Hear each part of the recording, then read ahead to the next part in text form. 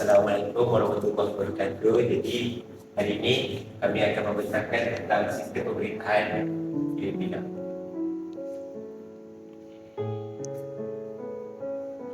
Jadi sistem pemerintahan Filipina ni dia bentuk kerajaan adalah bentuk demokrasi republik demokrasi berpresiden.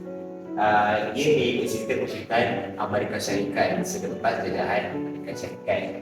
Jadi kerajaan ini berdasarkan persatuan berpresiden.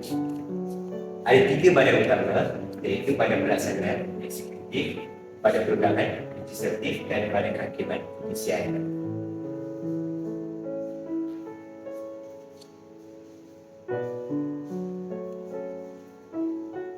So badan pelaksana eksekutif ada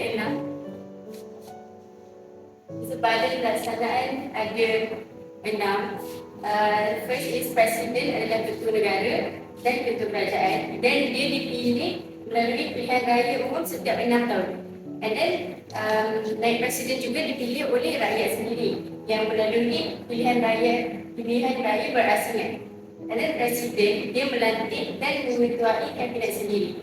Menteri Kabinet dia bertanggungjawab kepada Presiden dan bukan Parlimen. Last sekali, Presiden mempunyai hak veto terhadap undang-undang.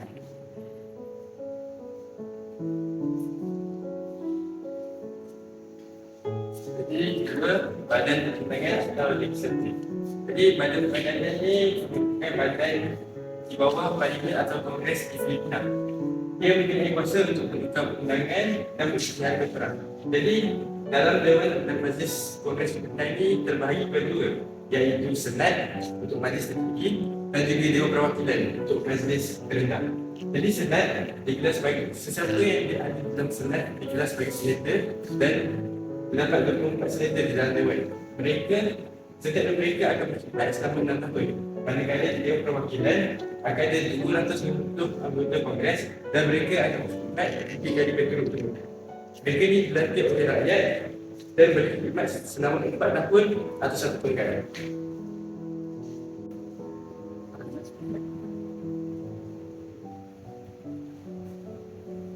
Jadi seterusnya badan yang ketiga, badan kehakiman, judisiari. Jadi pengenalan dari badan kehakiman ini, dia terdiri dari Mahkamah Agung yang memiliki ketua hakim dan juga 10 orang hakim yang lain. Definisi Mahkamah Agung merupakan badan kehakiman tertinggi. Dia yang menjalankan fungsi belan. Alternatif selain Mahkamah Agung, terdapat juga Mahkamah Rayuan yang terdiri dari seorang hakim dan 16 orang hakim yang lain.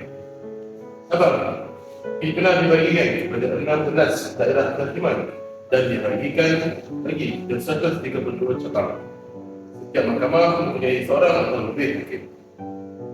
Dan juga pelantikan hakim dari semua jenis mahkamah akan dilantik oleh Presiden selepas mendapat pengesahan daripada Suruhanjaya Pelantikan.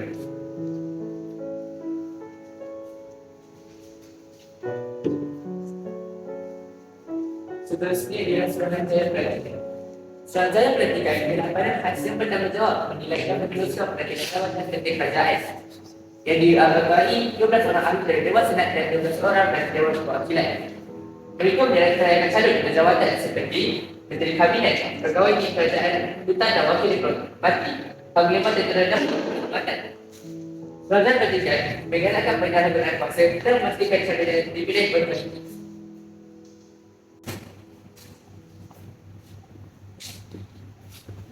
Jadi, seterusnya adalah Suruhanjaya Pemerhatian Filipina. Jadi, Suruhanjaya ini bertanggungjawab untuk membagikan kawasan pilihan raya secara adil berdasarkan jumlah penduduk. Setiap 4 tahun, ia dibagikan kepada 56 wilayah dengan adanya Gubernur, naib Gubernur dan 2 ahli lembaga. Jadi, Suruhanjaya ini memastikan keputusan pilihan raya lebih seimbang dan wakil rakyat dipilih secara adil.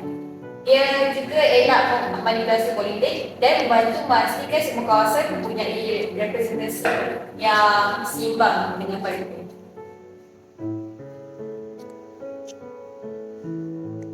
Jadi sekian itu sahaja daripada kami. Terima kasih.